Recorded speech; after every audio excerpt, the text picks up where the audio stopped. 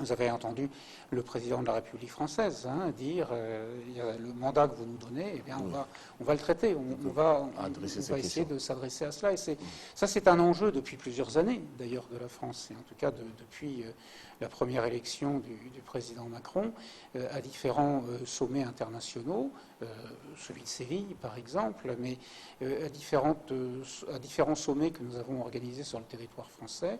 La question du financement, des financements internationaux et de la gouvernance financière internationale, ces questions-là, elles ont été mises sur la table parce qu'elles sont évidemment essentielles. C'est à la fois comment lever des financements, comment traiter la question de la garantie des investissements. On entend le président français dire « j'irai au FMI plaider en fonction du mandat que vous m'aurez donné ici ».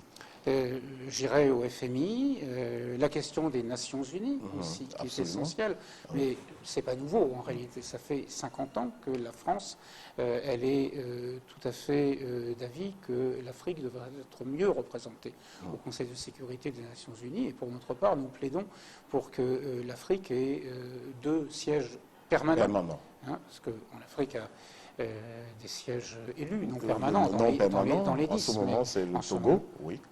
En ce moment, le Ghana. Je crois que c'est... j'ai en tête la RDC, la Somalie, mais je ne sais plus. Le Togo, le Ghana. Voilà. Mais l'idée, c'est qu'il y ait 2 sièges permanents pour l'Afrique, parce que notre conviction, c'est qu'effectivement, un continent aussi important, par sa population, par ses richesses, par son potentiel, par sa jeunesse, ne peut pas être comme ça mis de côté dans les instances de gouvernance mondiale. Il faut rééquilibrer les choses. C'est vraiment l'esprit.